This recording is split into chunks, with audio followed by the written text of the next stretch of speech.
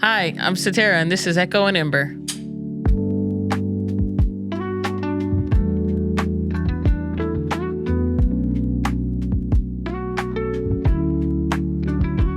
I am very excited to talk to you. I say that about everyone, but I think the reason I say that is because of the people that I know. They're all really cool and they all do really cool things.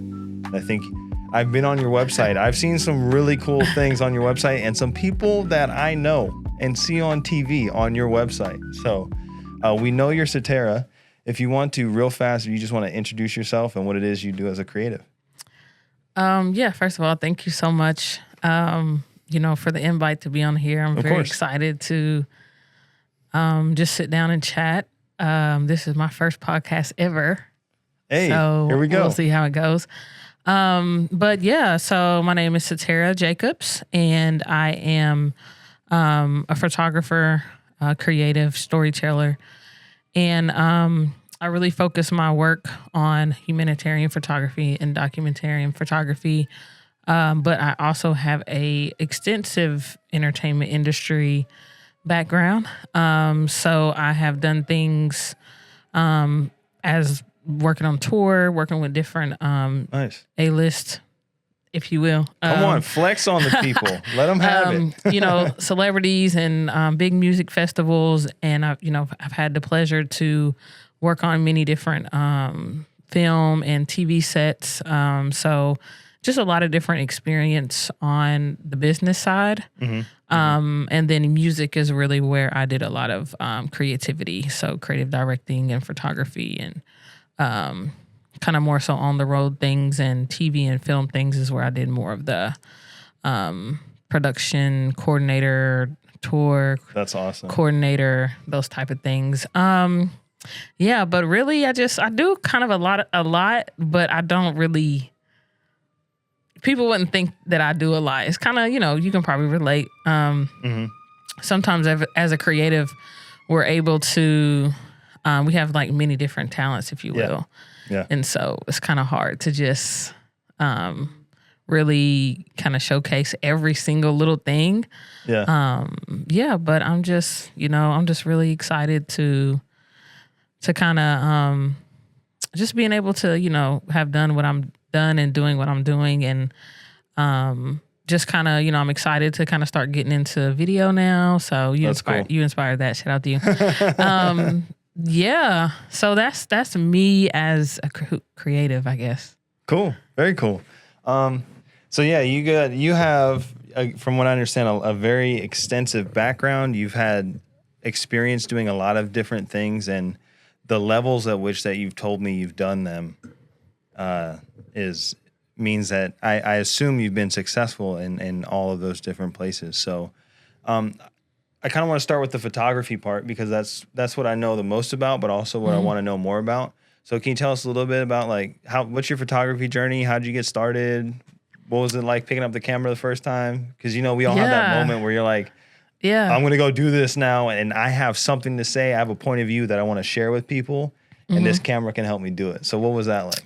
Yeah, so actually, I got my first camera in 2015. I was it was my senior year in college. I went to Columbia College, Chicago. Nice. Where actually there I was focusing on, and my major was in cinema, arts, and science. So really honing in, again, on the business side of entertainment, focusing on producing, not music, but like TV and just, everything but music, essentially. Yeah. And as I was going out on sets, I was just like, wow, how I just really was intrigued by photography. And kind of just walking around Chicago as well, just like the scenery and so where we were was kind of like the South Loop of Chicago. So that's kind of you got the main skyline and you got the Bean and all of that. And so I really just picked up my first camera from a friend. He was selling it. And I kind of just was like, okay, I'll take it. And it really just started as a hobby. And then once I started getting into it, so I had a Canon T3i. with a nifty 50. Yeah, let's and, go. Both of those were used. Nothing was brand new. So, and from there, I really just started. So being at it's basically an arts college. Okay. And so there was a lot of events and, up and coming artists and things like that. And I was just like, sure, I'll go take my camera around these places and kind of just practice. And as I was, doing it more so as a hobby, I began to really love the art. Because it was just really something about like being able to capture a moment in time, but understanding that like by you capturing it, you're really giving it like life beyond just that little moment. That's cool. And then it was also a lot of people who were already, I guess, successful in the area or already knew more about it, just telling me, oh my gosh, you have such a great eye, like the way you frame things, the way you shoot things. And, as a, what do you, I guess, no, is that what we call it? What do you call it? What do we call it when like somebody's new? It's not like a rookie, but like. I mean, rookie, newbie, like. Yeah. There's novice. Another word. Yes. Novice. Okay, cool. Yeah. So being like, novice to it, I didn't really understand what that meant. And so kind of from there, I really just started taking it more seriously. And then even when I got out of college, moved to LA and was doing, I got a externship at United Talent Agency. Oh, wow. In LA. So I moved out there.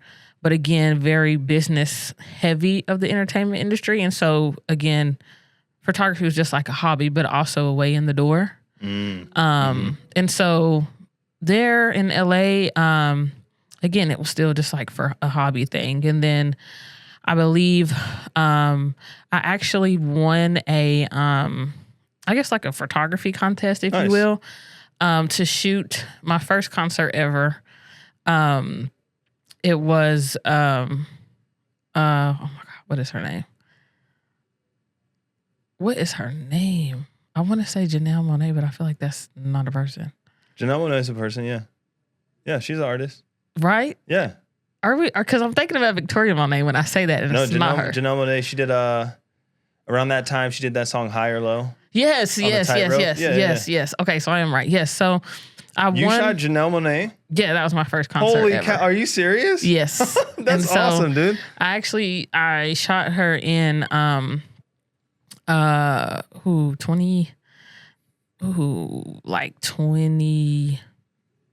I don't even remember, honestly. But she was my first concert that I shot. No way. I started, so to rewind a little bit, I have always been a music lover. And so I started going to school to be like a producer and things, and then I shifted. Because after kind of growing up, you assume that like the only way to get in that industry and entertainment is, in general, is like those lead head, kind of like what is public facing. Yeah. You know what I mean? Yeah. So like an artist or a producer or an actor or an actress. You don't really think about behind the scenes because it's not really talked about a lot. And so after kind of getting into it, then I realized, there's other ways for me to get in the door. I don't necessarily have to be a rapper. Because I had that little moment. I think we all did. It was like, I'm going to be a professional musician. And so I was like, okay, my camera can get me in these spaces. So I saw this opportunity. I applied for it and I got it.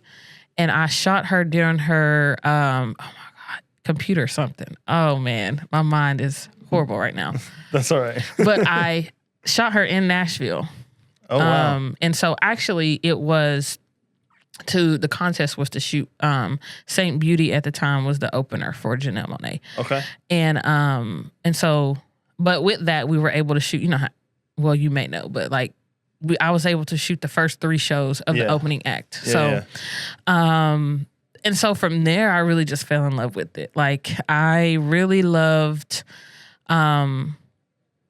being in the space of just, music and concerts and but then also I kind of was like, wow, I can do this. I was still very new. But like, I'm being chosen, and even like the little work that I had, people were seeing something in me. And I actually heard the drummer at the time for the opening band. His name is Remy Williams. And I took this cool very cool picture of him that, I was like, so I ended up getting his information, and I've always been somebody who knew the importance of networking. Oh yeah. And so we kind of just followed each other and kind of, let that be that. And I want to say, this was around maybe like 2016, 2017. Actually, no, it wasn't. Probably like 2018. I'm sorry, guys. Bad with dates. But it was early in my career. So, and so kind of how I moved into, so once I realized, I think it was maybe 2020, I was like, you know what? I want to like take this legit.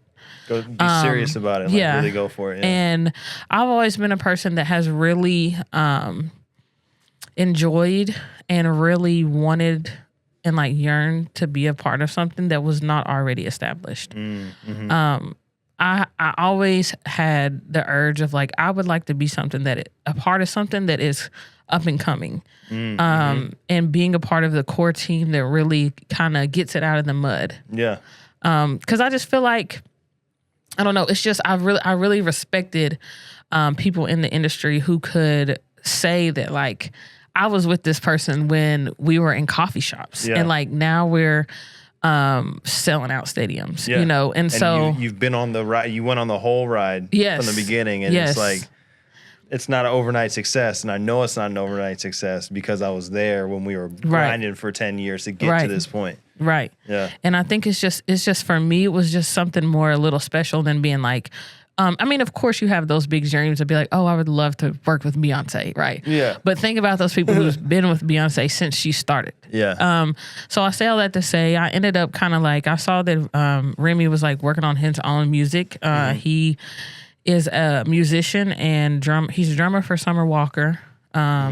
And he is a very talented singer and producer. But at the time, he was kind of transitioning more into like an R&B artist versus like a musician and a producer. So I kind of just reached out to him and I was like, hey, I don't know if you remember me, but like I took your picture like 3 years ago, and I literally like went and found the picture and like this picture of you. Do you remember it? And I was like, I would love to like work with you because I would love more experience within, the music realm as I'm an up-and-coming photographer and really just trying to get in the industry. And kind of from there, we kind of just locked in. And I'm still, even to this day, I've done, we've put out a couple of albums, and I've helped shoot his album art. So it really was just about kind of putting myself out there. Yeah. And so that is really, and he has always just been someone who has been, like to this point, like that's my big brother, like he's been very, generous to, introduce me to people and things like that. And so from there, alongside, with him, but just really getting more experience with him, I became more trusting of like myself and my craft. And so that led me to really start pushing myself as a photographer and going out, to festivals and kind of just putting in that work. So there's so many stories around how I even manifested a lot of the things that are on my website. That's a whole nother, that's a crazy story. That's part two. But yeah, so that's kind of how I got into it, especially within entertainment. So you kind of had, it seems like what I'm gathering, a lot to unpack, but what I'm gathering is like you had a very good sense of when opportunities were presented to you, but then also the best ways to, I don't like to use the term take advantage, but here's this opportunity that's in front of me. How can I use this to level up, to take a step up? So I want to rewind a little bit. I want to go back because when you said nifty 50, like I'm telling you, just flashback of my story is very much the same. Whereas like around the same time too, 2015, senior in college, 2014, I was like, I'm going to buy a camera. I don't know why, but I'm just going to do it because I think that's something that would be cool. Canon 60D, nifty 50, it's the same story. And so what I wanted to ask is like, if I showed you photos where I started and what I thought was good and what I was proud of then versus what I think is good and what I'm proud of now, I would see me personally, I would see a ginormous gap. And for me, it's like, I think as I've gotten better, I've become more aware of the things that I don't know. Yeah. Versus when I first started, I didn't know what I didn't know. So I was just like, yeah, sure, whatever. Like, I can shoot this for you. Do you deal a little bit with this? Does that ever hold you back? Like the things that you know now, does that ever stop you from like, oh man, I really should take this opportunity versus when I was younger, I would just like take whatever opportunity and it didn't matter. Do you understand the question that I'm asking? Yeah, I believe I do. Okay. That's a good question. I think it's kind of back then and especially starting now, I feel like a lot of creatives, I feel like it's a two-parter, right? I feel like for me, the first thing is like you just have to be willing to mess up. Yeah. And you have to be willing to be honest. Yeah. Like don't go, I wasn't going into anything like, yeah, I've been doing this 16 years, like very much, hey, I literally just got this camera last week, or, so really just being honest with myself, but then also being honest with whoever I was reaching out to or whoever was reaching out to me. And I think back then I was very much like, try whatever, do whatever, just anything to get practice. Because essentially, I know it sounds cliche, but like literally with a camera, it's just about practicing. Yeah. And you got to get the bad ones out. Like once you get the bad ones I was definitely shooting on auto. That's you know fine. what I mean? Like now, and I remember those days of like, man, one day I'm going to get to manual. And now I'm very much so on manual. And honestly, if I go to auto, I'm very confused. Like, same. Yeah. And so I'm like, wait, what's going on? Even like AV or whatever, like, I'll be like, no, I need to go to manual. I need to be a manual. And so I think there's even things with kind of like, because I have those moments too. Or actually, I was literally just, for the exhibit, I was literally looking through everything. And I went back to those Janelle Monáe photos. No way. And I was like, wow, I really thought I ate that up. But this edit is not really great. And sometimes I kind of like go back and try to re-edit my things. And interesting. But also sometimes I'm like, wow, I was better than I thought I was. Like I was actually doing way better than I gave myself credit for. Yeah. And so I think kind of maturing through the journey and like through my career, if you will, as a photographer, I think I really kind of look back on my early stage and I'm like, you know what? I'm proud of myself for how much how much grace I gave myself, but also I didn't really allow my newness to stop me from trying to get opportunities. I love that. I love that. But I was also willing to do stuff for free. Yeah. I know people don't want to hear that, but like, taking those gigs and not necessarily paid. I mean, I think there's a balance, right? Yeah. But also just being willing to kind of just throw myself out there. And, if they're asking me to come to a 12-hour shoot, okay, sure. You know what I mean? But then also being like, hey, I understand this is not paid. I really don't have the time for 12, but I can give you 6. Yeah. But also, so, it's more so of a, like a compromise versus like feeling like you just don't have to take the gig in general. So, yeah, but I think really, and I also think it's great for especially creatives to kind of typically like go back and look, even whether it's like last month or last year. But especially like when you started, it's hilarious. Yeah. And I just remember like little me, really scared to shoot on manual and just being very stressed out and being like, but also feeling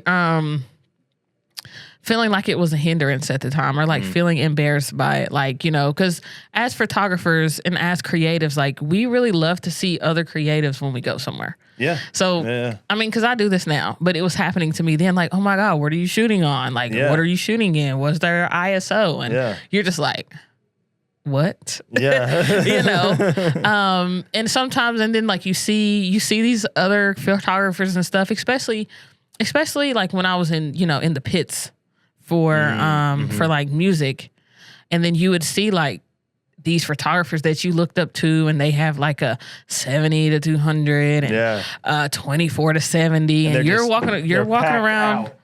And then all you have is your little Canon T3i, 18 to 55, and your nifty 50. Yeah, come on.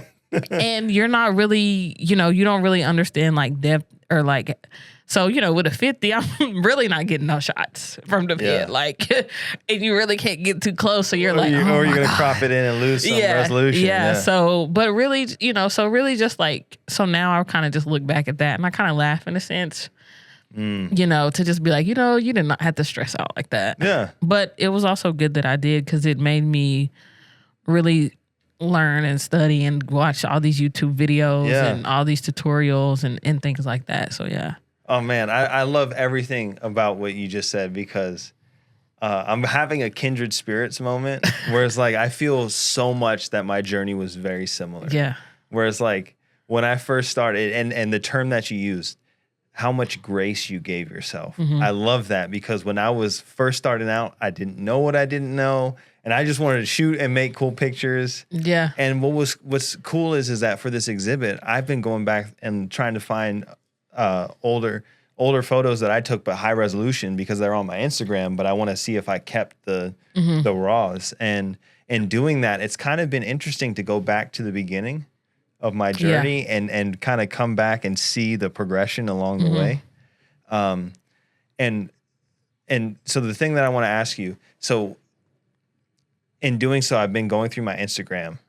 And I've been going, and I see on my feed where there was a point where I landed on what I feel my photography style is, which is I'm kind of cooled off. I shoot it on the Fuji X100s, so it's a fixed focal length, and it's very much just like what it feels like to be in this moment. Right.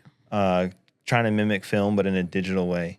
And on my feed, the moment where I realized I landed on that was I went to Hawaii in 2021.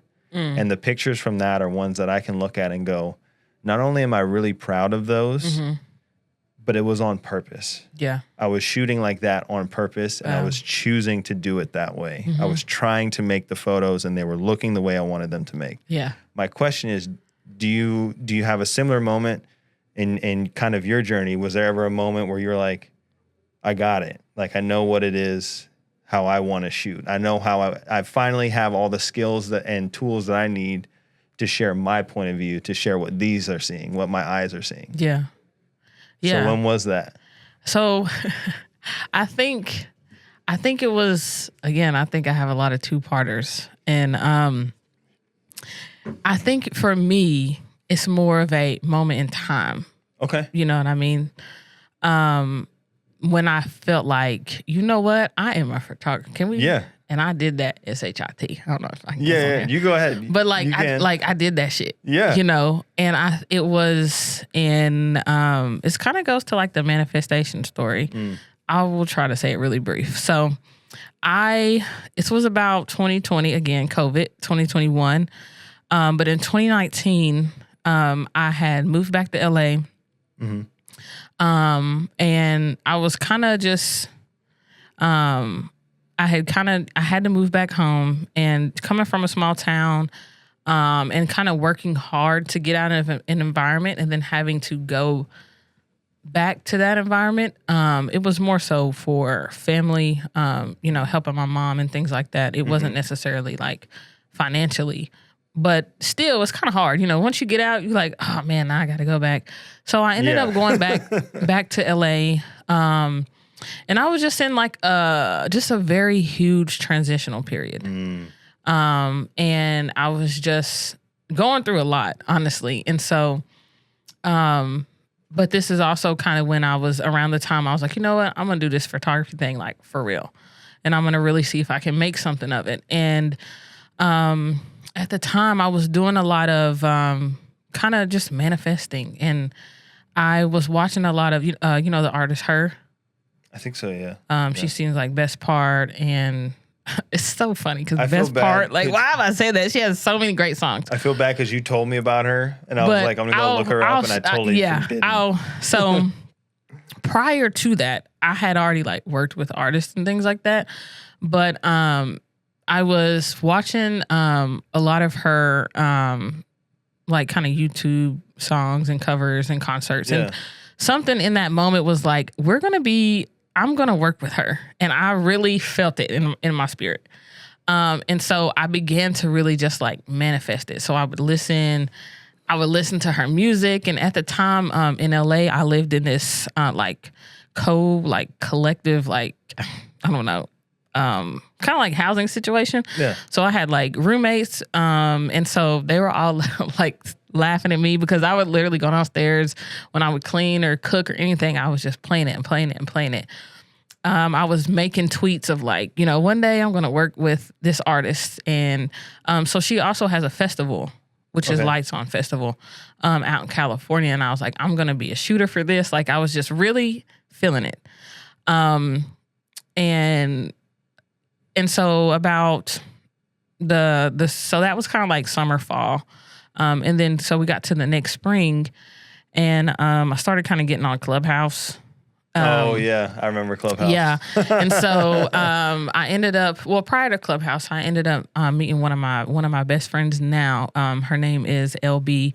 And at the time she still does, but at that time she was running like the main fan page and social media page for her. Okay. So we ended up becoming friends. Long story short, I was in Clubhouse, so, just talking and networking and connecting. And then I ended up meeting people on hers management team. And so again, I'm like, oh my God, everything is just, and so there you go. Even within that, I was like, I would love to shoot for her. I would love to shoot Lights On Fest. Lights On Fest is in the fall. This was in the spring. So fast forward, there were several moments, but I remember the moment for me is when I ended up basically networking and making connections with like her team and LB, and but more so just myself, just really continuing to try to push myself. And she had a show at Hollywood Bowl. Mm-hmm. So I went after Hollywood Bowl. I went to the show, and like after the show, I was backstage. And then I remember I was waiting for her to like meet her. And I was just like, wow, like, here we go. What is happening? And so all of that transpired. And what happened was I took a photo on my phone, on my iPhone. Shout out to iPhone photographers. There was like this beautiful moment in the set where everybody put their lights up and things like that. Yeah. And so I kind of just was in the front, and I just turned around, took the photo. And then literally the festival page, the Lights On Festival page, reposted my picture. Wow. And it was kind of like a lead into the festival, like, her was at Hollywood Bowl, like Lights On Festival coming soon or whatever. Yeah. And I was like, what? Because literally prior to that, I would literally go on their Instagram and be like, man, I can't wait till like my work is on here. They're tagging me. And so it was just something that was very, very random. And so I ended up do what you have to do. Because sometimes like, I'm being for real. Like really, if you really believe in yourself and you believe that you can do something, do what you have to do.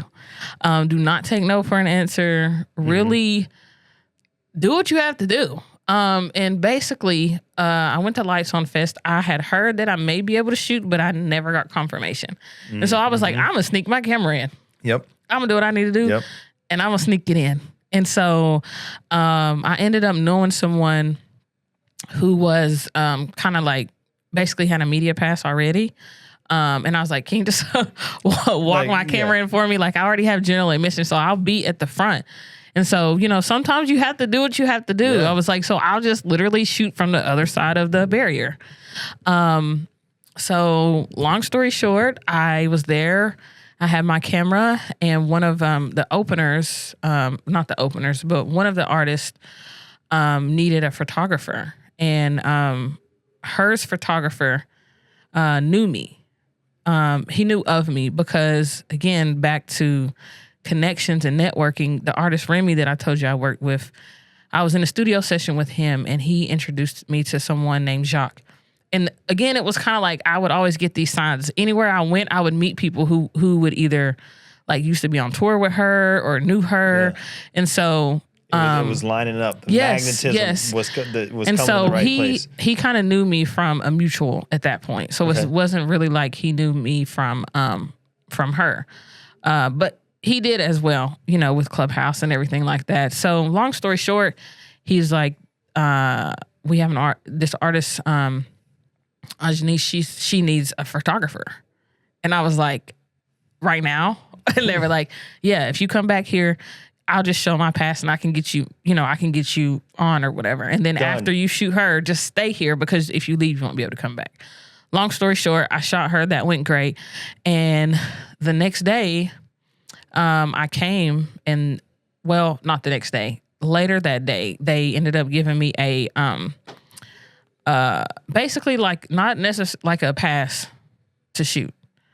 And I was like, ooh, so it started from me just, really manifesting that and just watching things fall in place and being ready for the opportunity. Yes. You see what I'm saying? Yes. Had I not had my camera there and I was like, well, I didn't get confirmation or it's in the car, I was ready for the opportunity. Mm-hmm. You know what they say, you stay ready. Stay ready, yeah. And so I was able to get a media pass essentially. And I shot that day and I just couldn't believe it. And then the next day I came in because I was not on the confirmation email. I had no idea like what gate to go to, had no information. So I kind of just showed up early. And I had new people on the team and they just ended up giving me like a literal all access pass for the Sunday. Holy cow. And so now I'm in here backstage. I'm in early, I'm backstage, like I'm walking around taking pictures and I end up like seeing her going around like doing promo things. And I'm like, oh my gosh. I'm gonna hit it. And so me and LB was, she was kind of already in because she already had her credentials and things like that. So I met up with her on the inside and they have this little section where like, basically like photo spots. So, little things that like signage things, like promo stuff, sponsor stuff. And so we were she basically was going to those things to do promo. And we were like, well, let's just go ahead of her so we can see it. Cause I didn't even see it the day before. And I was like, and now that I'm official, and I'm kind of shooting for myself, I probably won't see it once everybody gets in here either. And so we went into like this little photo booth. And literally, it's literally crazy, but like we couldn't get it to work the first time. So we thought we did like the little photo boomerang and it messed up. Okay. And so as we're going to do it again, Herb rose up in the golf cart. And she was like, are y'all doing like the boomerang? And we're like, yeah, come on in here. And we were just saying it. Like she literally hops off the golf cart and runs over there. And so we do the boomerang thing together. And then I email it to myself and I'm just like trying to keep it together because again, not even a year ago, I had no clue who she was, who anybody on her team was. Like it was just all a dream essentially. Yeah. And so, and then it's funny because like I ended up being the person to type my email in and in my head, I'm like, oh my God, did I put the right email in? Yeah. And so she kind of was just like, when you post it, like tag me or whatever, and I'll see if I can like find it and I'll share it and stuff. And I'm like, okay, cool, wow.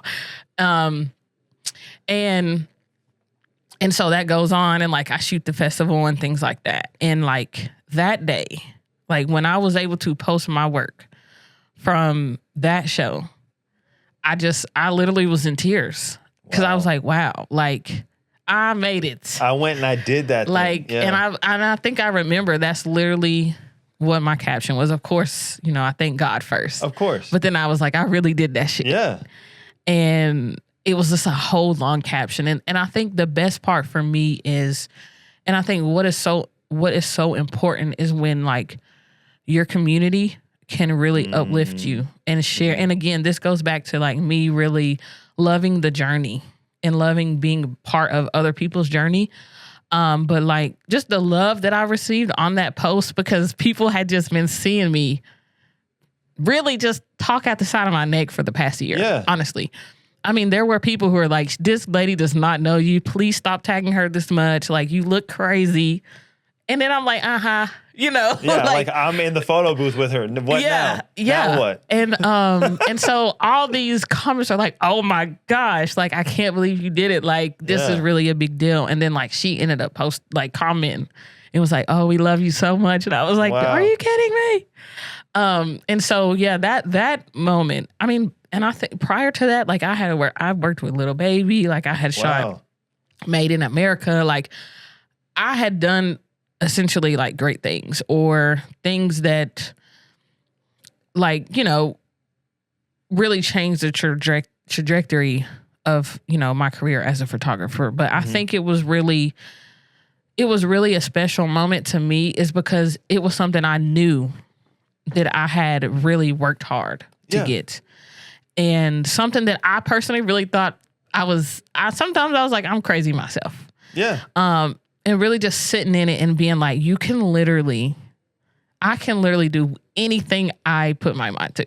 Yeah. You know, and I think a lot of the times as creatives, because the market is just so heavy now, and like it's a million photographers, it's a million podcasts, it's a million videographers, you can kind of feel like you'll get swallowed up and get lost, especially when you have those like big dreams and big goals.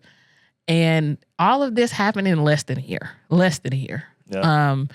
And so even, you know, and like, I mean, I shot Chris Brown because he was at the festival, like just I'm like, whoa. Just keep name dropping. Like as this conversation goes on, there's like more and more names that come out. And I was just like, wow, like it was just really, and still to this day, it's really one of my favorite stories, because, and even when that happened, it was just like, yeah, like I said, like I can literally do anything. And I think as creatives, it's really, I think a lot of people miss the fact that it's about you. Yes. It is about you as a person. It's not about the camera. It's not about the lens. It's not about, you know, how much you can kill it in After Effects and all of this. It's about, first and foremost, who are you as a person? Yes. And how are you perceived, and how do you show up in these spaces? Yes. I could not agree more. That is what will get you the work. Yes. You know, and that's really what I really love about this. And I believe that specifically is what I learned, you know, from that. Because of course, you know, it was a lot of doubting myself, you know what I mean? And it's a lot of those moments where, you know, you just really have to be ready. But as long as, and you can't really get caught up in the business or swallowed up in it either. Yeah. You know what I mean? But I really think one of the things that I really, again, learned very fast was like, okay, they're hiring me. They're not hiring my camera. Yes, exactly. Like, do I know how to walk in and speak to everybody? Like, you know, or if I'm just someone who just sits there looking. Come on. You know, especially when you're working with people like this, am I going in here fanning out and trying to get autographs and get pictures? Or am I here to do a job? To work. Am I here acting like I've been here before? Yeah, exactly. Dude, I love that you brought that up, because that was, I remember, so before I was doing video and video and photography, I was actually a musician. I played in a band with my siblings, shout out Queens Over Kings. And one of the things that our first producer told me that has stuck with me, he said, I'm paraphrasing, your ability to get people to like you, or your ability to be likable, is going to get you way more opportunities than your ability as a musician, or your ability to play the guitar, or your ability to mix anything. And so you saying people skills, like, and I love the way that you said it. They're hiring you. Like that is 100% the icing on the cake.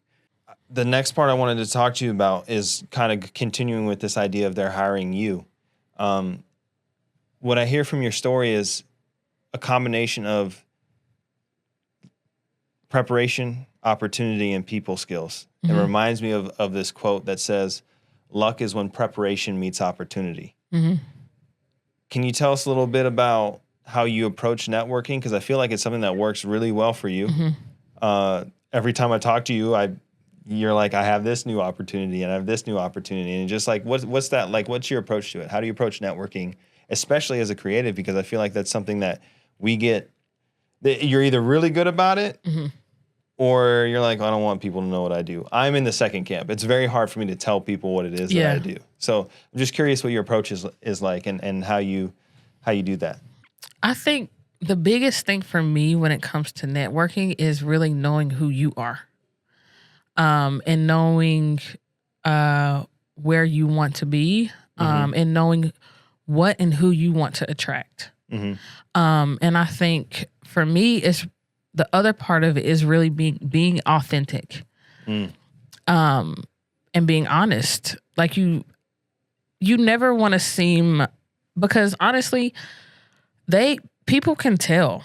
Yeah. You know, like you just want to work with me because of who I am, and that's not going to work. Yeah. And so really, for me, like I just really try to be really open and honest from the gate. I try to be really authentic and vulnerable.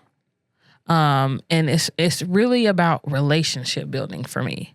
Okay. It's not about an opportunity. When I first meet somebody or who I either look up to or feel like I want to work with or whatever, I'm not just going to walk up to you with an ask. Okay.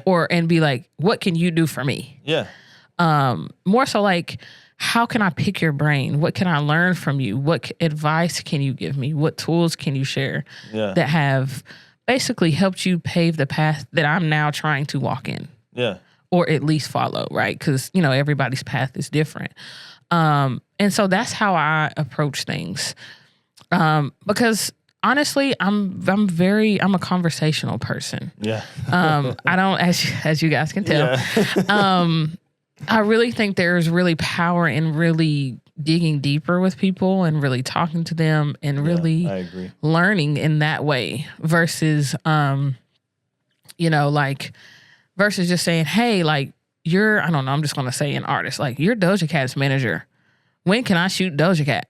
Yeah. Like, okay, like I see, wow, this is Doja Cat's manager. Like, let me ask, hey, you know, I know you're very busy, but would you happen to have time or space to just hop on a call or, you know, go for coffee? Because I really would love to learn about how you approached taking this artist from here to here, or how do you approach the business aspect, or I would love to know, what do you look for when you're looking for creatives to hire for the team?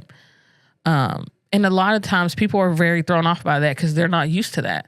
And then from those conversations will come the opportunities. But also, you're able to see if this is somebody you even want to be involved with, especially in the entertainment industry. You know what I mean? And so, yeah, that's kind of my approach. Just not really wanting what your goal is, but wanting to be of assistance, and also letting people know what you can bring to the table, not necessarily what you want to take. Okay. Yeah, I love that. Here's what I can bring to the table, not what I'm trying to get from your table. Now, you know, I'm not trying to eat off your table. It's like, no, this is a potluck and this is a dish that I can bring. Yeah. Kind of thing. And I think really I think another part of that is really, and I think what is most important to me is understanding that what is for me is for me. And so there is room for everybody at the table. I love that.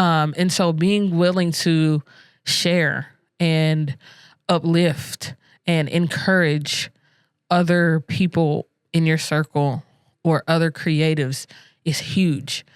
for me, I want everybody around me to succeed. Yes. You know what I'm saying? Like, so I know people I have friends who are also photographers. So if I see something that's like looking for a photographer, I'm applying, but I'm also sending it to my friend to apply. That's awesome. Because again, I'm not going to have any animosity or jealousy because I understand if they get it, that's for them. Because I'm really big on energy and law of attraction, if you will, because if they get it, it's coming to me. Yeah. At some point. Something's coming around because we're in the same circle. Exactly. Yeah. And so I really am very big on, and again, that is kind of what was done to me, you know, as I was speaking on Remy, like he's very big on really bringing me into spaces that will really uplift me and introducing me to people who could help me or bring opportunities to me. But that is really a piece of really just really understanding that you will be successful, but you have to understand that you kind of got to give that back, and you got to really be hopeful that those around you and other people in general can and will be successful as well. And so that is really what I really pride myself on within networking is I'm never afraid to share, whether that's information, opportunity. You know what I'm saying? Of course, like be respectful. Like if I have your number, I'm not just gonna be like, hey, I know this guy. Here's his number. Tell him I sent you, you know. But be like, you know what? Actually, I'm going to this thing. These people are going to be here. Like, I would love for you to come with me. Because there's been times where I have done that, and whoever my friend has walked out with an opportunity. That's awesome. And I'm just, you know what I'm saying? Like, I'm cheering them on and I'm rooting for them. I'm not upset. You see what I'm saying? And I think that also will, and that's the people that I want to attract as well. I don't want to, where you try not to, you know, I don't try to surround myself with people who are envious of other people's success. Whether it's like in our circle or just like, oh my God, did you see them? Like, they only got 15,000 followers. I can't believe they got that job. Like, so, you know what I'm saying? Like, you know what I would do for 15,000 followers? Yeah, like, you know, like they, you know, or, you know, people say like, oh, well, they only got the job because they have a lot of followers, or, you know, I think my work is better than them. I mean, again, it ain't about that. They're hiring the person. Hiring the person. Okay. And so, yeah, like I think really with like networking, it's when you think about networking as how would I go about building my community and building those people up in my community, then that's how you approach networking. Not necessarily as a dreadful thing that you have to do in order to pay bills and get opportunity. Yeah. No, that is a total paradigm shift for me on how to approach it. In the way that you said, it's not networking, it's building a community. Who are these people that are around you that are insulating you either from keeping bad opportunities around you, but also like these people that have access to doors that you may not, that they can then introduce you to those things and to those places. Like that's one of the things that I did not expect to enjoy so much about this show. Is like, at the time of recording this, we've already released one full length and we're starting the second guests, their short clips they're rolling out on Instagram. Yeah.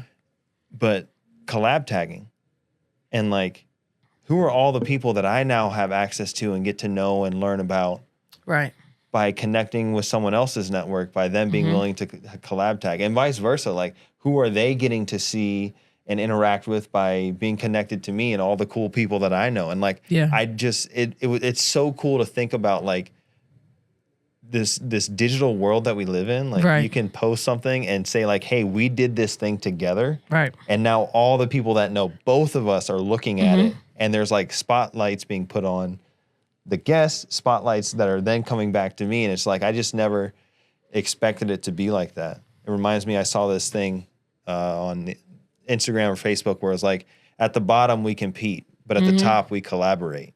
You know?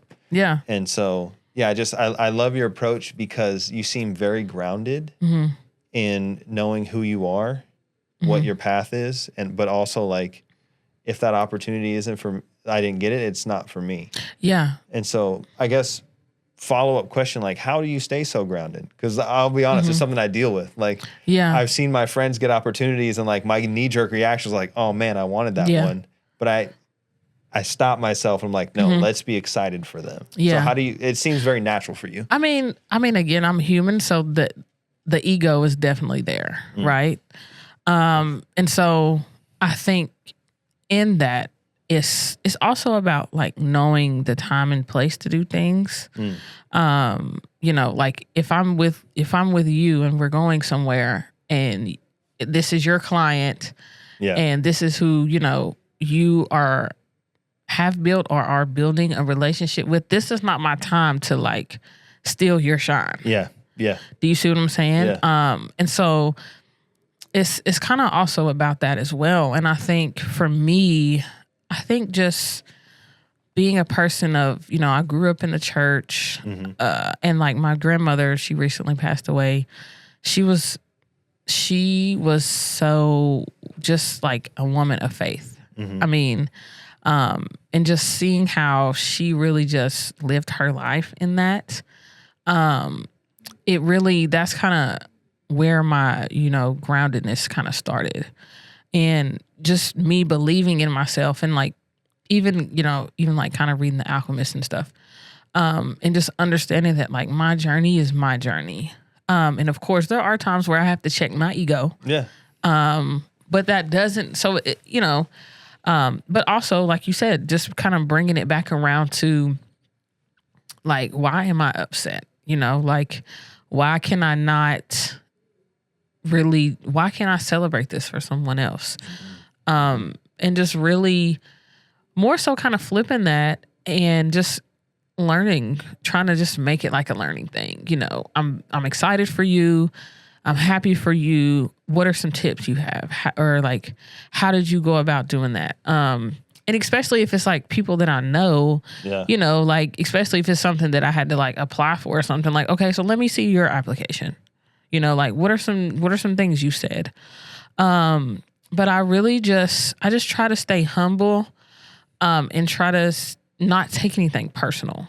And really kind of just ground myself in the fact that like I said, like something is coming for me. And I think but also giving yourself the grace to be upset about it, but just not staying in it.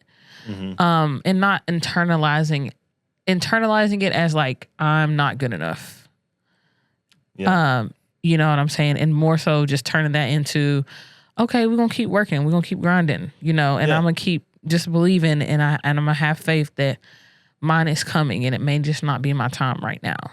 Yeah. I love that. Because it reminds me, we talked a little bit about COVID. COVID was really tough for me. I was freelancing for 2 years. Basically, I was unemployed. And I just remember there was a period where I was so frustrated because I saw so many good things happening for all the people around me. Yeah. And none of those things were happening for me. Yeah. But I saw this Instagram reel. I think it was 𝐃𝐨, the producer, who put it out. He said, there are way too many people around me being successful for me not to be.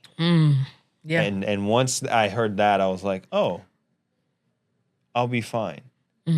And, you know, fast forward 5 years, like, quit my job at the beginning of 2024. It is now 2025. You're doing it. In the first year, like, in terms of my company, like, replaced my salary in terms of revenue into my company in the first 8 months. And like, wow, congratulations. People don't, like, thank you.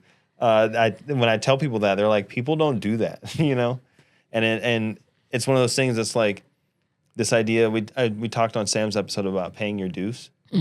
But what I love about your approach to networking is it's paying your dues, but in a way that's like investing in the success of the people around you. And then just naturally by doing that, it comes back to you. Yes. And I think, because even with that like concept of paying dues, I think, you know, I think there's like, yes, you have to pay your dues, but like I think it's it depends on your approach as the person who is making the person pay. I get, you know what I'm saying? But you definitely have to put the work in. Yeah. And understand that it is a journey. It is a journey, but it is your journey. And so it could literally be, there's been times where it's like, oh, I've been doing this for longer, but someone who started last week got the gig. You know what I'm saying? That's their break. That's their journey. Yes. And so, yeah, you're right. I think it really is just about, because you never really know people's story. Mm-hmm. And usually by the time that they pop, they've been doing it for a long time. Yeah. And they've been going through life. Yeah. And so you never really, everything is a lesson. And so it's just like, but for the most part, usually what will happen is like some kind of way down the road, you'll understand why you didn't get it. Yeah.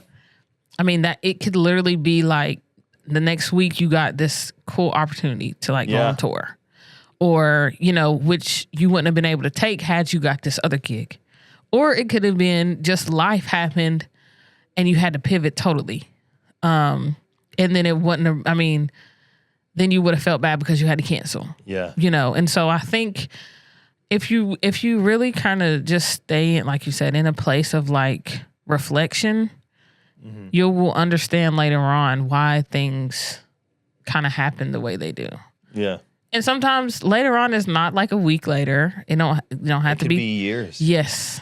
Years. Absolutely. Yeah. For sure. That reminds me, this thread that we're on reminds me of something I said to my wife a couple days ago. This idea of seeing people around me being successful. Mm-hmm.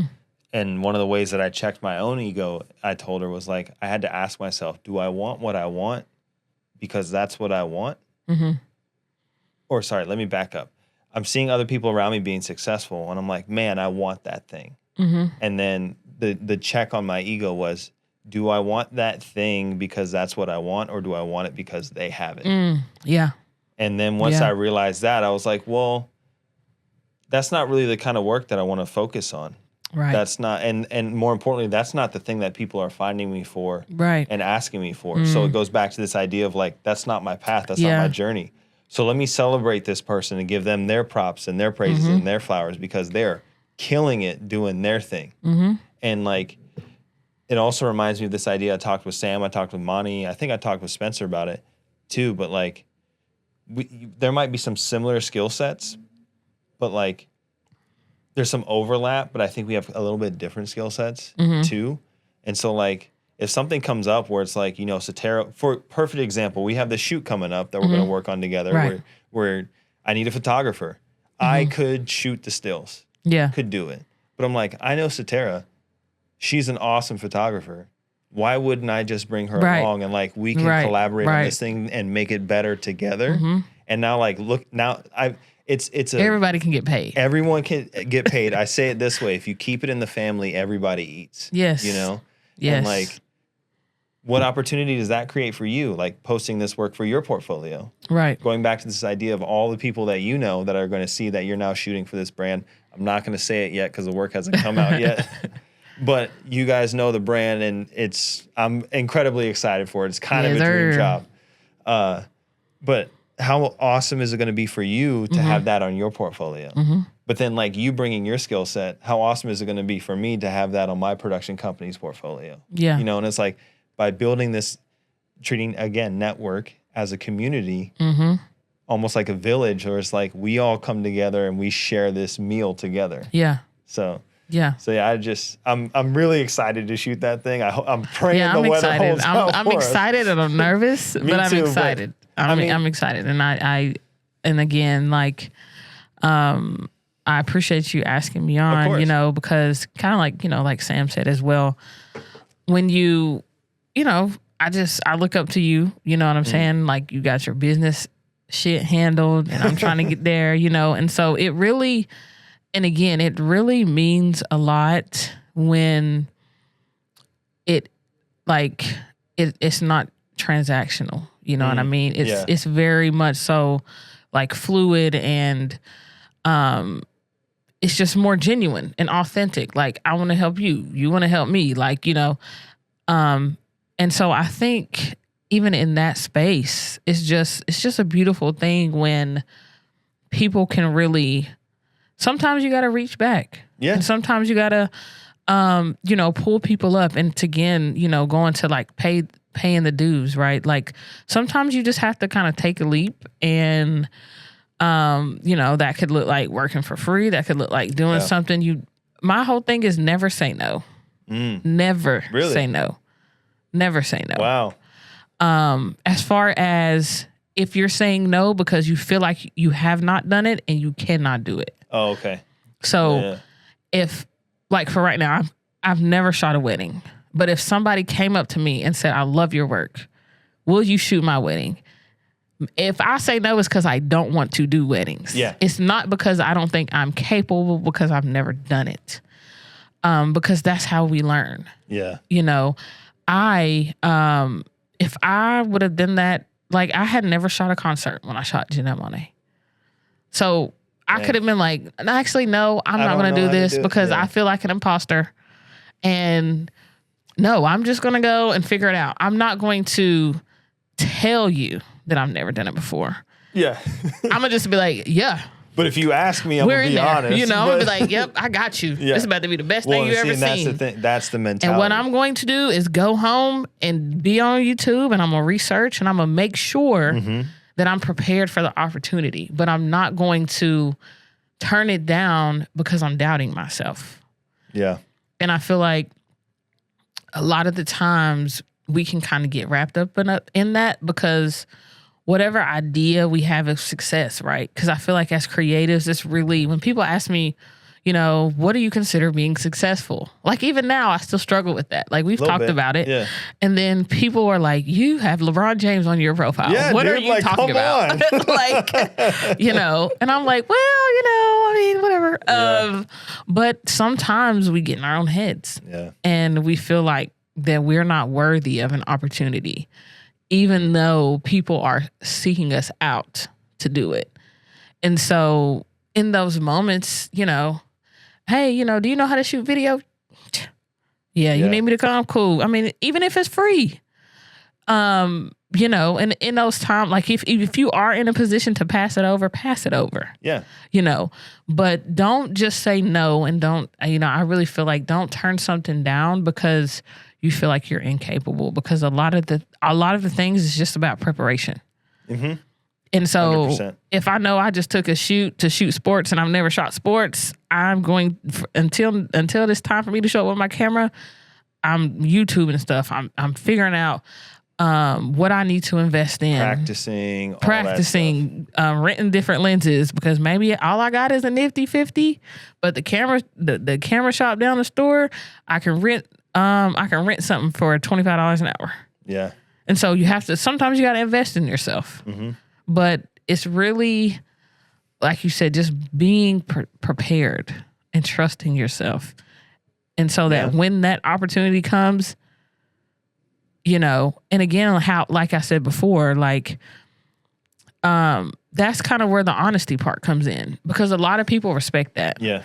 Hey, actually, I've never shot a wedding before, but your shit's going to look great. Yeah. You know what I mean? And they respect that. Like I've had situations where I've done that before. Hey, this is new to me. Or, even with like post, can you add this, da-da-da-da? Never done that before, but I will figure it out. Yeah. And I feel like that's like just a life in general as well. Like sometimes we don't know how to do shit and we just have to figure it out. Yeah. Amen to that.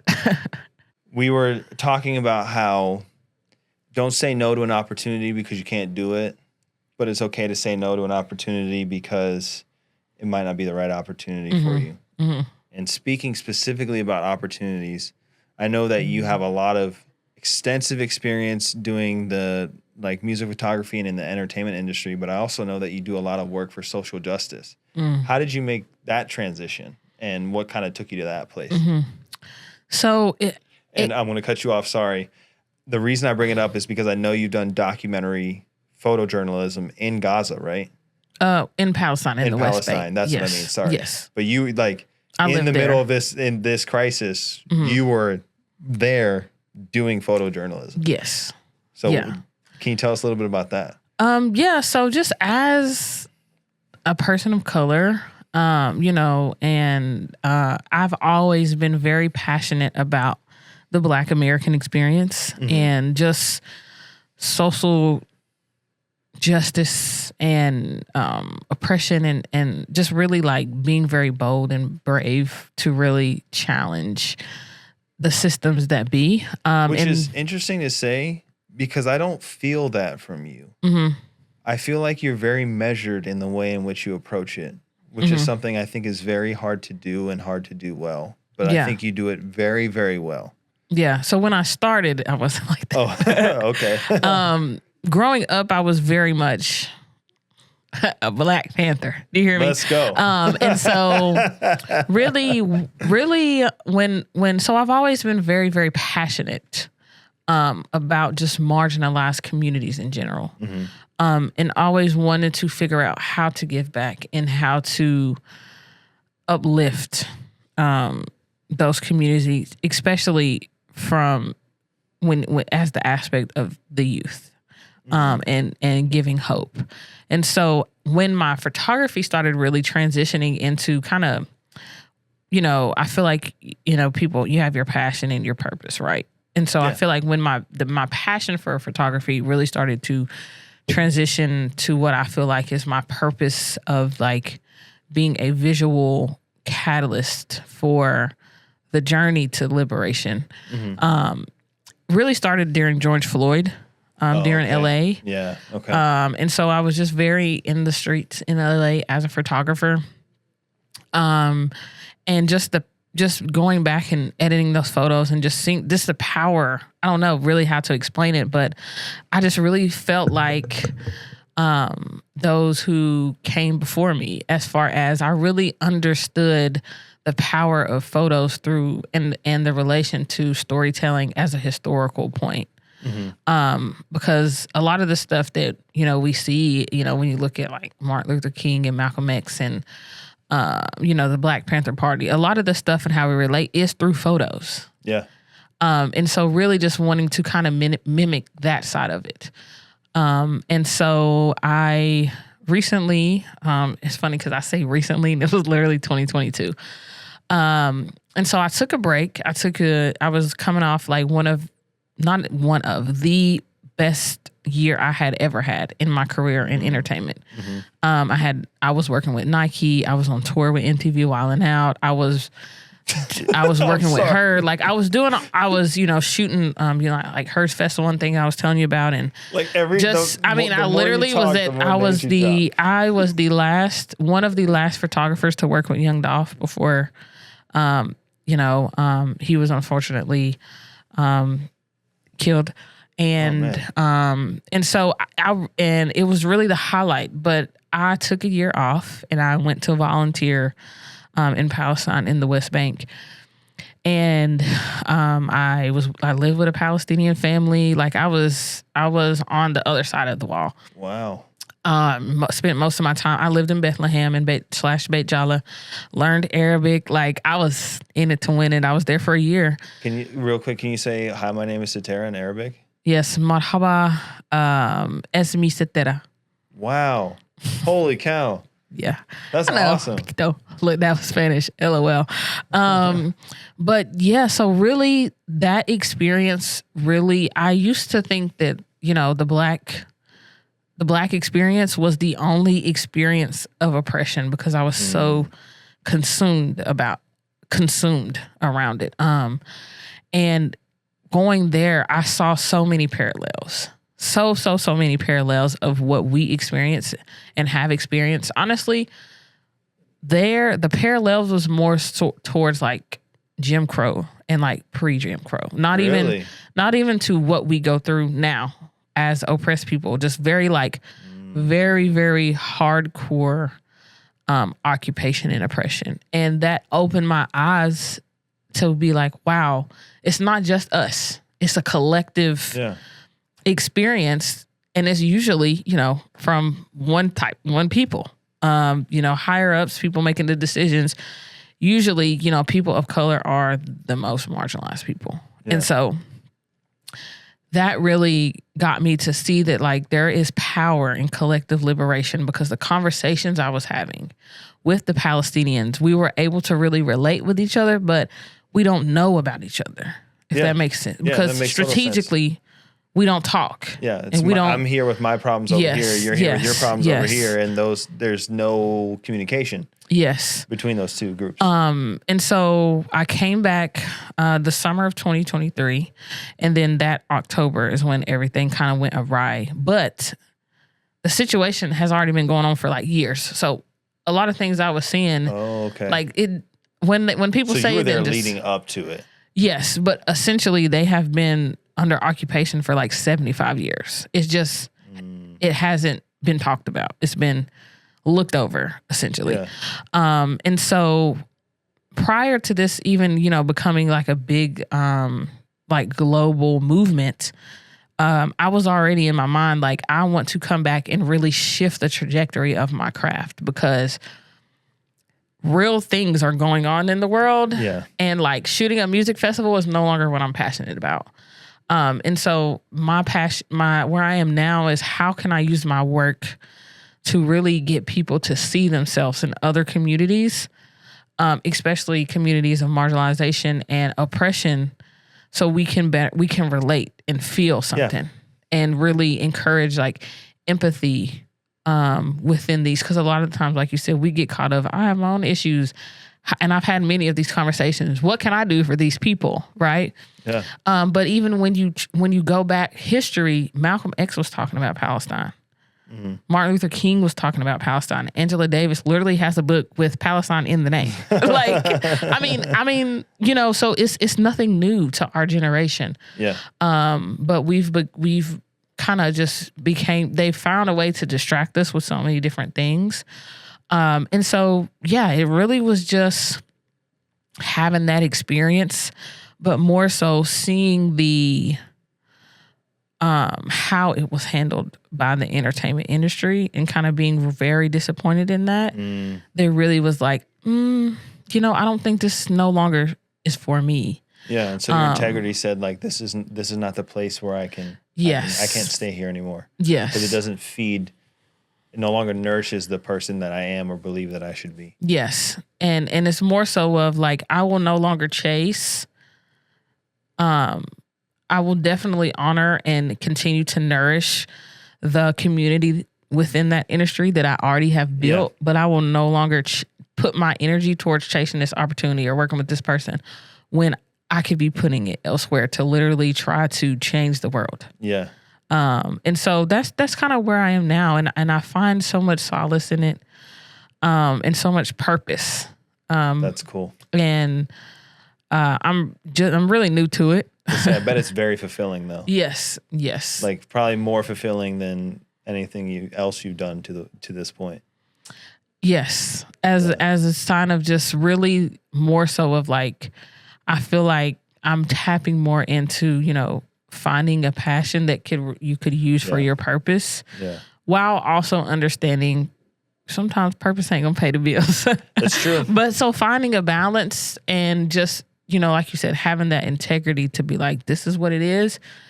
This is what I experienced, and can't nobody tell me that I didn't. You know what I'm saying? Yeah. And on this idea, a lot of things to unpack from that. But the thing that's jumping to my mind is this idea you talked about, like, it's hard for me to define what success is. Mm-hmm. But to me, I would say you're very successful because you found a career path for you that is very fulfilling for you. Mm-hmm. That is a very rare thing that people don't find. The reason I say that is I know that I found it. Mm-hmm. When I can get up at 10 o'clock on a Tuesday and play Diablo 2 for 2 hours. Yeah. It's because I've chosen a specific life that lets me do that. Right. You also talked about changing the world, and I love this idea of like, changing the world is a very macro concept. It's very up here, but you're approaching it in a very person-to-person and just human-to-human way. And so it's kind of cool. Like in you, I see a little bit of what I've been trying to find in myself, which is the evolution of you started as a photographer, but in sitting down talking to you, I think photography is the tool by which you are actually a storyteller and a community builder. And so it's just really cool seeing that, like, reframing the way that I now approach my work. You talk about passion. I love video production. Yeah. It is stressful as all get out. Oh my gosh, yes. But something about getting in these crazy situations and seeing if we can get ourselves out. Something about that, I love it, because I feel like I'm getting away with something I shouldn't. But in terms of purpose, I never considered that as part of the equation as well. Yeah. And so now I'm like, I have this skill set. I'm very passionate about video production, but what's the purpose? Yeah. You know, and it's just something that I can now take away that you've given me. So I'm really grateful that you've given that to me. Oh, thank you. Today. So, and I think one more thing that I'll say on that is, as creatives, we literally have the opportunity to give voices to the voiceless. Yes. And we literally have the opportunity and the space and the talents to really allow people who would never be seen to be seen. And I think that is where, you know, when it comes to storytelling, I think is where I find myself going.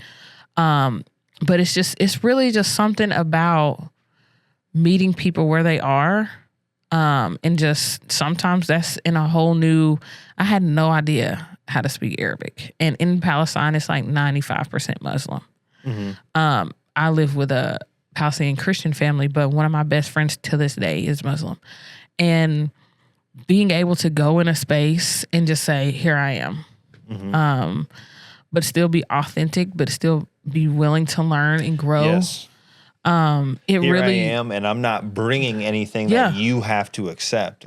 Here I am, and I'm open to receive what it is who it is that you are. Yeah, and we have the opportunity to really go against stereotypes and misconceptions by just putting a camera in somebody's face and letting them tell you who they are. Yeah.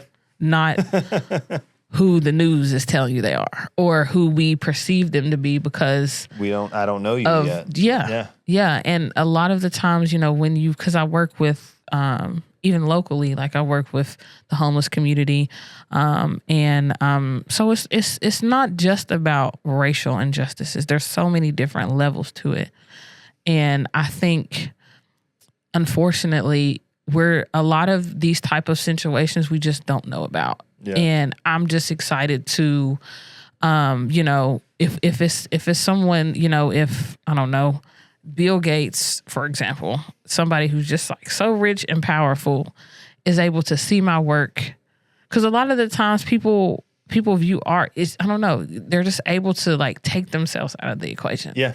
And they're able to really relate. Yeah. Or put the parts of themselves in that they need to relate to whatever the art is trying to tell you. Yeah. So like, for example, in my exhibit, I have there's a photo of kind of, you know, I try to like put similar photos together. Yeah. So there's a photo that I have from 2020, the George Floyd. It's a guy with his, you know, son or nephew on his shoulders, and the boy is holding up. The poster says, "I have a dream," and then beside that is a picture from a Muslim parent holding his kid on his arms at like the big Christmas celebration in Bethlehem. Wow. But like those humane situations, those everyday situations, that's where you find yourself like connecting and relating. Yeah. So now that you have that, you can have empathy for someone who is homeless. You can have empathy for someone who is oppressed, because now you see them in you. You know what I'm saying? Yeah. Yeah. And it's like, if I can let me push aside the fact that, where did George Floyd happen again? Was Minnesota? No, Michigan. Michigan. I think it was Michigan. Somewhere up north. But like push aside the geographic location. Right. Push aside the color of their skin, the environment that they're in. Same thing with Palestine. Push aside the fact that it's Palestine where they are. Push aside the whole situation, and once you move all that out of the way, you're like, wait a second, we're just two humans. And and we're the same. Yeah. And we want the same things. Yeah. And, you know, really, and as oppressed people, and this is like one of the other things I try to do with my work is how do I showcase the joy in the midst of all the sorrow? Yeah. How do we highlight that? Because we are more than our chains and shackles, you know? And how can we be seen beyond that? Because even like when you look at like Hollywood, like it's all these slave movies, you know what I mean? Like how can we be seen as like people who celebrate birthdays, who go out to party, who, you know, who can sometimes be overwhelmed by grief. Like we are not just the systems that are put in place to keep us down, you know, and that's kind of where I am with my work in Palestine is how do I show you that their humanity, their resilience, their, you know, how do I just take a picture of them on the street selling vegetables versus, of course I could show you the pictures from the occupation or from Gaza where, you know, but that's all that you're consuming. That. Yeah. You know what I'm saying? But, and so I think there's so many different levels to it. And like you said, like there's still ways to kind of stay true to your passion. And of course, like if somebody asked me to come shoot a concert right now, it's not that I would not, but my time and my energy is now more focused this way. Yeah. Well, and you can still have integrity in that way though, where it's like, if I take this gig, does it help me to serve this purpose that I feel like I need to give to? And you said something at the beginning of recording this that I don't want to glaze over, as you said, either as a photographer or as a creator, we have the opportunity to give life to these moments that like the moment exists, but like by me taking a photo of it or making a video of it, like I can now preserve this moment and stretch out its lifespan in terms of time, but also by sharing it with more people, stretch out its life laterally. More people can be a part of that moment. So, dude, this has been fantastic. We've chatted. Is this the longest one you've done? No, my friend Chris Vernon, we went for an hour and a half. So, Chris, I got you 7 minutes. 7 minutes? Okay, we're almost there. We actually might go over because one of the things that I like to do is ask people the question. I've asked you a lot of questions. Do you have any questions for me? And I'm very excited for this because in you, I see you said about, you know, I want to be there with people who want to build things out of the mud. And I don't know. I have this feeling like there's this kind of like group of people in our community that are coming together that are like, we're all building and building something similar. And so, yeah, I'm excited to see the ways in which we can build together. But do you have any questions for me? Anything that you would like to ask me? I'm happy to answer as best as I can. Yes. So I think a lead into the question is, I think something that you said, and which I know about you, is how you really talk about the moment when you decided to leave your job and really just believe in yourself. And I think a lot of creatives can resonate with that. And so my question to you is, what was that process like? And how long had you, because for the most part, a lot of us really consider it for a long time before we actually do it. And so what was kind of that moment where you was just like, fuck it, I'm doing it. And like, how long did it take for you to get there? So without revealing too much out of respect for the company I worked for, there were some things happening internally that in terms of the size of the company was changing, the direction of the company was changing, and the areas in which they were focusing my work was going to change. It wasn't explicitly said, but that thing inside of me was like, if I stay here, I'm going to end up being an editor. I'm going to be a motion graphics editor. Right. And if I never have to touch another edit again, I will be the happiest person in the world. If there's one part of video production that I cannot stand, it's video editing. There's something about it makes my hands hurt. And so it was just like, I'm 100% run on instinct. I trust my instincts because when I don't, I'm usually wrong. And when I do trust them, I'm usually right. And I know it's backwards. I know you're not supposed to do it that way, but I trust my instincts and act and then look for data that supports that. Mm-hmm. You're supposed to do it the other way around. I call it the Force, though. I believe I'm a Jedi. I believe I'm a Force user. I like that's. I mean, I'm the same way. Yeah. So we're tapped in. Yeah, exactly. And it's just like that. And I've worked for so long to develop my inner voice in terms of I know myself and what it is that when myself talks to myself, what I need to nourish myself. Right. And I just reached a point where the signals were saying, this is not, you can stay here, but you will only be staying for a paycheck. Yeah. And I've never been that person who was like, well, I'll get a job for security. Mm-hmm. And this job was that. It was an opportunity for me to provide a very good life for myself and my wife, doing something that I love to do. But as time went on, I was getting further and further away from being on set, which is where I really like to be. Yeah.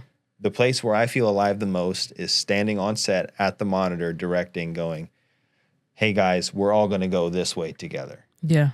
And I just, in terms of, like I said, the direction the company was going, the size of the company, the type of work they were deciding to focus on, all good things for them because they're crushing it now. Yeah. But it was not the direction that I wanted to go. So that's kind of what told me that it was time to leave. In terms of how I did it, I talked to Sam about this.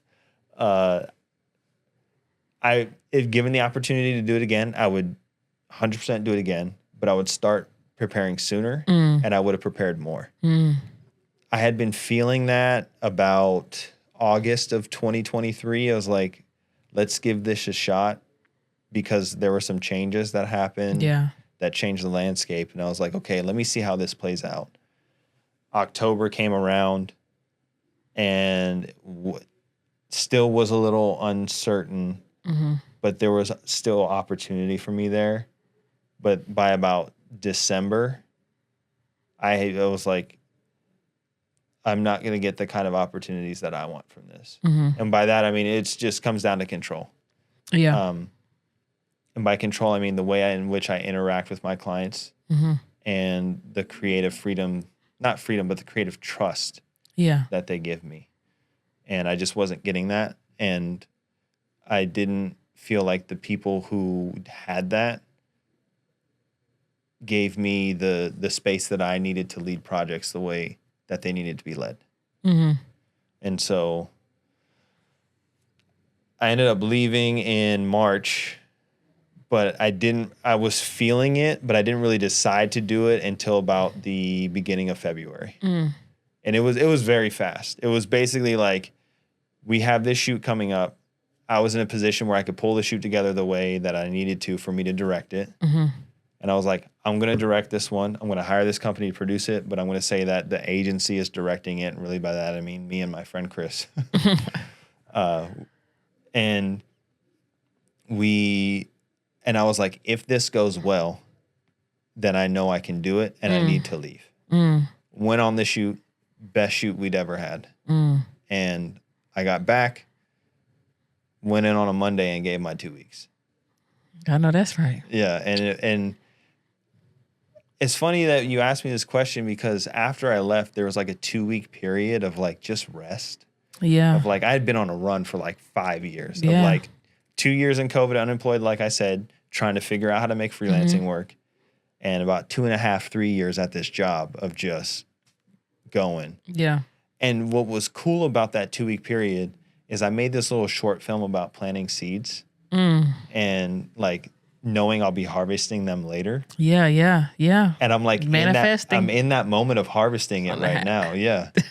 But what was cool about that moment, it was like I was in between where I was and what I was going to be doing next. And I didn't know what the next thing was. So it was like exciting, but restful at the same time. And I was talking to my wife, Christina, and I was like, I kind of missed being there. Yeah. Because now I very much know what it is. I am building a production company. Yeah. That is what this chapter of my life is. And if it goes well, I will be building a studio. And like, there's the plan is laid out, the path is laid out. I just have to walk it and execute. And so yeah, that's kind of what it was like. It was like, it was just, you know it, where it's like that transition period. Yeah. That moment of like, I know that where I am is good, but there might be something better if I'm willing to let this go. Yeah, it no longer serves me. It no longer serves me. And that's okay. And that's okay. And I was like, the position I'm in, no, I'm going to bet on myself. And the position I'm in, that's the best bet to make. Yeah. You know? And it's an incredibly powerful place to be in. Yeah. Because it's like, it's scary. And I think it was Sam that asked me, not on the show, but at a different time. It was like, was it scary for you? It was Chris that asked me. I was like, actually, it wasn't scary because I just knew it was the next thing I needed to do. Yeah. Yeah. And I think one of the things that, like, when I'm hearing you talking that I really resonate with, and I feel like a lot of people will, is just knowing the initial, this is no longer serving me. Yeah. I can tell a difference in myself and how I show up. Yes. And that is how I know that it is no longer serving me. Because sometimes it doesn't have to, a lot of the times we wait for external validation that we don't need to be here. Yeah. It's like a lot of the times if you ask people that have gotten let go of a job or something, I promise you they wanted to leave way before they got let go. Yeah. And I think, you know, and I think this is one of those things that's just also just a life tool of just being able to move through life and understanding that with time, growth will happen. Yeah. And it's okay to say, you know what? When I started here, yeah, it was what I needed at that time. But now, my growth is I need to be beyond this. Yeah. And a lot of the times we don't really trust it because we can't see it. Yeah. But you know, that's where faith comes in. And I think I like to think of it as like a plant or like growing something. You have to, it starts like as a seed, like you said, and then once the roots get too big for that pot, you got to repot it. Yeah. Or it'll wilt and it won't grow. And not only will it not grow, it'll start dying. But with that repotting comes new soil, new surroundings, fresh ideas. Yeah. And you have to acclimate in this new environment for you to continue to grow. Yeah. Now, had you stayed there, you would have died. Essentially, you would have wilted. And I think just, you know, as you were talking, that's kind of just what I heard. And I think a lot of the times that's where we are scared to go with our gut and our instinct when we know. I used to love coming to this job, and now it is the bane of my existence. Yeah. This is not good for me. I need to go somewhere. Yeah. And just to be clear, like, beyond, like, I don't have the words to express the gratitude for getting that job and the people who hired me, because when I got that job, I was $12,000 in debt. And over the course of about 6 to 8 months, I paid it all off. Yeah. And like, I was at the point where I was like, if I don't get that job, I'm going to deliver pizzas for the rest of my life. Yeah. And so I want to just, like, on all the things we talked about, just make sure that I say out loud publicly that I am so incredibly grateful for the opportunity that they gave me. But the other part of it that you helped me realize is that subconsciously I was like, if I leave on my own terms, I can protect the relationship. Yeah. If I wait until it gets bad enough that they have to let me go, the relationship may not be there. Yeah. And what's cool is because of how cool the job was and the people that worked there, they're still my friends. Yes. I go to lunch with them all the time. Yes. I go hang out at their office all the time. I'm actually shooting something for them next week. And it's just like, and to your point of like that fear of if you're not willing to take the plunge and you're waiting for something external to do it, that external thing is going to control the way in which it happens. And control the way in which the relationship is maintained afterwards. Absolutely. And that's the key part, because as we were talking about before, is community. Yes. And if it is a space like you, and I'm glad and I'm very happy to hear that it is, they will be happy that you moved on past them. Yeah. The goal is to, and should always be, the journey. Yeah. And how can the tools that people can give you to succeed beyond them. Yeah. In a sense of like how parents say with children, like, I want you to be better than me. Mm-hmm. And so, and in situations like that, it makes me feel like, is this even people that I want to be in community with after I leave here? Because if you're going to be mad at me because I took a better opportunity, then that's not the community that I want, Yep. And so Yep. when the relationships are able to be beyond transactional, like, wow, you can still support me even though I have nothing to offer you. Yeah. That really shows what type of relationship it was in the first place. Yeah.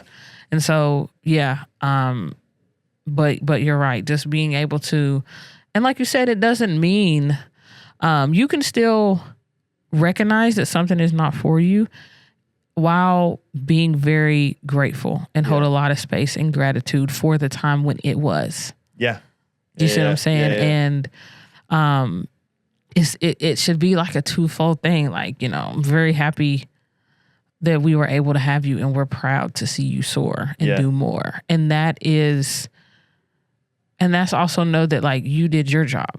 Yeah. You know what I'm saying? Because they still hire you. They still want you to be around, like, your friends, so you're